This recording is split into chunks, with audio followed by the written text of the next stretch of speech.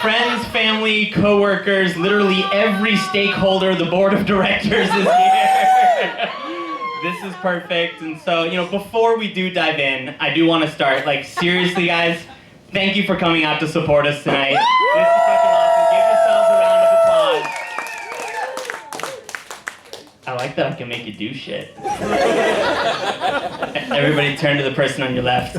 Put your finger in their nose.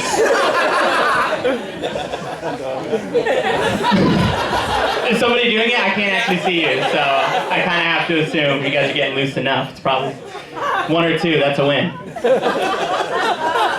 So I do really appreciate you guys coming out to support us, especially because I've been having some tough days lately. We all have bad days, right? But you ever think that we humans, maybe we're not the only ones who have bad days? You ever think that on a bad day, the library is like, I used to be the internet.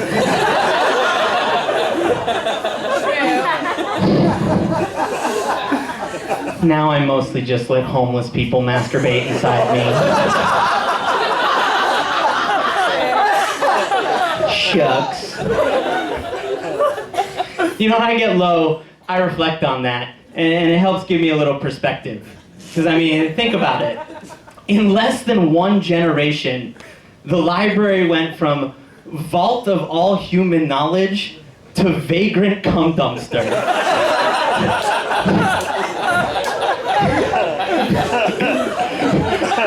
From repository of our collective erudition to repository for vagabond baby batter.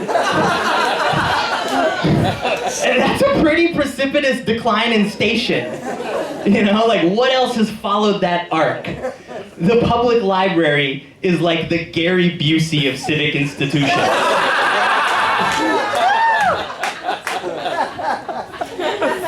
But so speaking of vagrant cum dumpsters, my wife flew Spirit Airlines recently.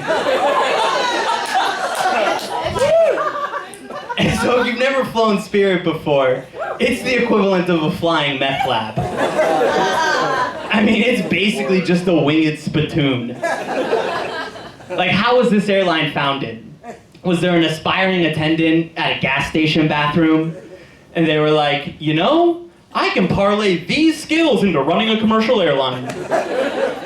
Did they look around and think, when people pay money to fly, this is exactly the level of hygiene and personal safety they expect?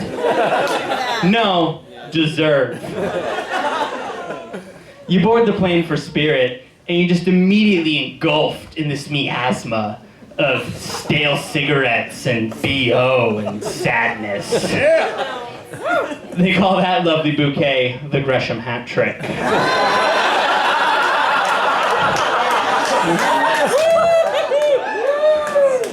You get to your seat, and it's basically just a folding chair, chained to the floor like it's patio furniture out back behind a strip club. And waiting for the person to sit down next to you, that's a game of roulette. You can feel like you're watching the ball go around the wheel, and it's like, Mama June, Sugar Bear, Mama June, Sugar Bear, Mama June, oh, fantastic. Yes, please, wedge yourself past me. Sit down, let's go on this adventure together. You smell fantastic, by the way.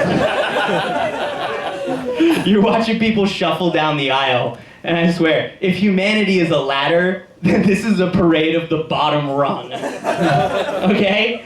It's like, how can there be so much denim and so few sleeves? How is that even possible? Was everyone here at the store and they had the same thought? That's a beautiful denim jacket. It's got all them rips and patches, that little bit of fringe right there. Only one thing wrong with it. Got some sleeves. Too many sleeves. Florida showing. Yeah, we'll fix that right quick.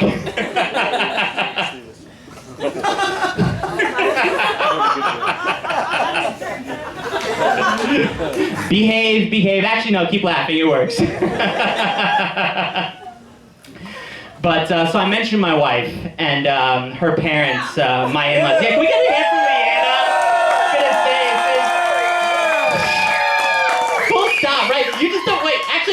applaud Leanna, I need a drink. Let's just get a hand for her.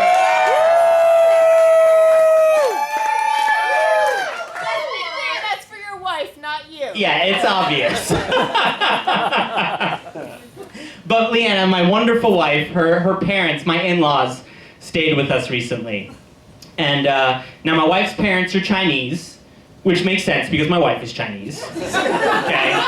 There's nothing fishy there. There's no like SVU, stolen baby ring situation. But so my in-laws and their friend stayed with us. And I don't know how it is for you guys, but I've always found that having family stay with you, it's like this delicate balance, right? Of on the one hand, wanting you to keep doing shit for me, versus on the other, wanting to murder you. Like, seriously wanting to commit all of the murders on you. All of them. It's like, over here it's like, wow, I didn't even know that tub needed regrouting. But on the other, it's like, if you don't leave now so I can walk around naked, we're gonna put you in a home and never speak to you again. I'm talking no text, no FaceTime. Like monolithic and unbroken radio silence, okay? But back to the positive, doing shit for me. So my in-laws, they went to the nursery and they bought a bunch of plants for the yard. Now, they bring them home. I love plants, but I fucking hate yard work. Shock to my family in the audience, yeah. Work in general. Yeah, work, period. That's true. So I hate yard work because it comes down to this. You want to spend your Saturday breaking your back, your hips, your knees, rounding out the full POW experience by jamming a bunch of dirt up underneath your fingernails. So rough. Just to get a little sun? Go nuts. So they're bent over in half working in the yard. I got my in-laws and their friends kind of working the land. And all true story. This is, yeah, you don't have to make this shit up when you're this lazy. Comedy just comes to you. And so naturally, I'm up on the porch, drinking a beer, and yeah, I'll admit, being a huge waste of life watching cat videos. Shut up. Yes. And I hear this sound. I hear this sound from out on the sidewalk, this.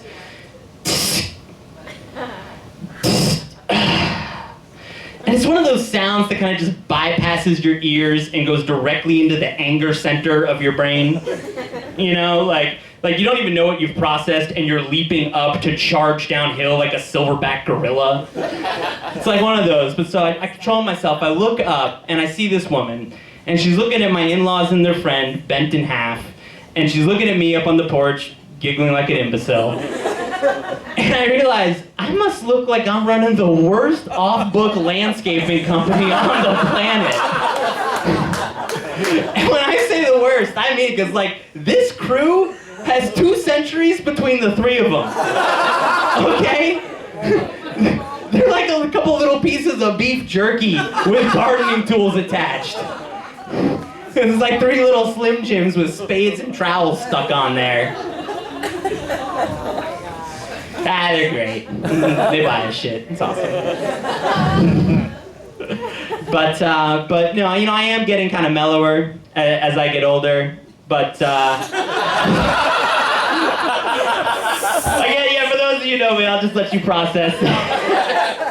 I must spit out my beer. Yeah, right? Should have seen what's happening in the green room. But I'm 33, but I do feel fucking old these days. I swear. Yeah, I got my parents here. Right? And your older sister. Yeah, you guys are halfway to dead. I've written you off. What's it like when there's 2 feet in the grave up to your shins, like starting to pitch forward? Nah, it must be a different metaphor. But no, I feel old. You go online and you see these octogenarians. They're doing CrossFit, and here I am struggling with this whole getting out of bed every day thing. You know, I stand up in the morning and it's like a 3-year-old got a hold of some bubble wrap. Okay, it's like. It's just like, well, none of that can be good. You know? You don't see master yogis standing up and their entire body sounds like a machine gun's going off. I swear to God, my feet get farther away every day, and I'm not getting any fucking taller. I'm getting bigger in pretty much every single dimension except taller. Alright? It's like talking about your feet getting farther away. You ever have that moment, just the middle of your day, you're walking, and you look down, you see that your shoe's untied. And it's just like, is there something I can put my foot up on?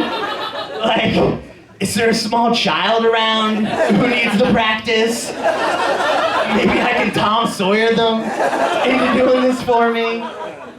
And then you got that asshole who points it out to you. It's like, hey, buddy, your shoe's untied. It's like, hey, fuckface, no shit. I'm lazy, not blind. Okay? This is a conscious choice, alright? I'm an adult. I can walk around and manage not to trip on this. I'm not gonna go down and break a hip. Alright? I say that. I did hurt my back the other day, though. Playing squash. That's right. Again, ripped from the headlines. And as a 33-year-old man, I hurt my back playing squash is probably the oldest thing you can say. It's probably like the oldest thing you can say right next to, like, hey, hun, Matlock's starting. Can you fetch my slippers and heat up my soup? You know, I feel old, I feel out of shape these days, and part of that's because I got a lot of fit people at work. Yeah, you can cheer if you want to, but I don't actually like you guys. But I got a lot of fit friends at work, and one of them just read this book called Born to Run. Anyone heard of it? You guys know this book? Yeah, it's about some shit like the way your knee is. I don't know, it's dumb. But he's telling me all about it, and you know, I respect him a lot, so I'm thinking about it, and I get home. And I'm really thinking about what he says. And I'm looking myself up and down in the mirror, and I'm just like, I ain't born to run. born to sit. Definitely born to sit. Like, I turn around, and I got these two cushions that are getting softer by the burger. And it's just like, yup, sitting is clearly what my design has been optimized for. Alright, let's not overthink this.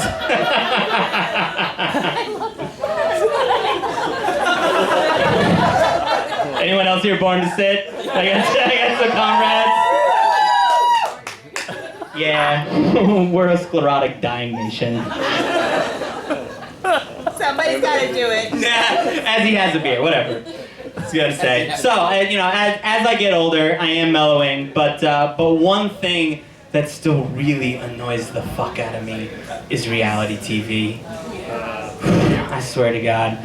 You ever have that occasional Saturday that's just obliterated in like a fog of Kardashians, living in tiny houses that are being flipped or flopped, only to be tiny house hunted by celebrity tiny house hunters?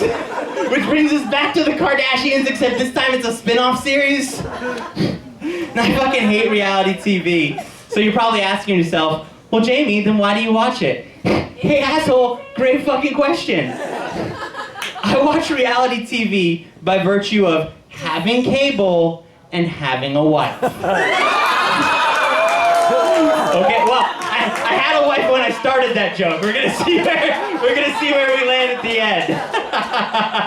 But seriously, this is the Venn diagram through which reality TV penetrates my life. Okay? And maybe it shouldn't bug me so much, but reality TV, for me, it's kind of like, if this is what we celebrate as a society, then maybe the terrorists should win. Am I right? I know, right? Controversial, but hear me out. I I feel like reality TV is a sign that Western civilization is maybe past the high water mark. You know, like you can look in the rearview mirror and clearly see where we peaked back around when The Bachelor first aired. It's following the library. Right. We'll get there. Don't read ahead. Well, you can tell where my sense of humor came from. Well, you'll know in about 2.5 minutes. Octuple entendre? But I swear to God, like, if reality TV is a sign that we're past the high water mark, the worst fucking show is this show called #RichKids of Beverly Hills. Oh my I don't even I'm sorry. #RichKids of Beverly Hills. All one word. All one word. And you watch this show, and you can't help but shake the feeling that we're witnessing the fall of Rome. And these twaddling, narcissistic cretins are the barbarians at the fucking gates, okay? As the title would suggest, this show follows the stories of several rich kids from Beverly Hills, all of whom are named after champagnes for some reason. You've got Krug and Dom, Veuve, Moet and Chandon. I mean, the whole gang is there. And you watch this show, and it's just fucking terrible. It's just awful. And maybe I hope, I pray, maybe I'm the one who's got this all wrong. Like, maybe it's actually some subversive campaign for, like, reverse eugenics. All right? Like maybe it's a subliminal PSA for why we need to sterilize the ultra-rich. Because this has been my key takeaway after the little bit I've seen. But I guess it basically boils down to that. You know, if reality TV is a reflection of where we're going as a nation, then I think just we as a society as a whole should prepare ourselves for our guest spot on America Extreme Makeover Public Library Edition.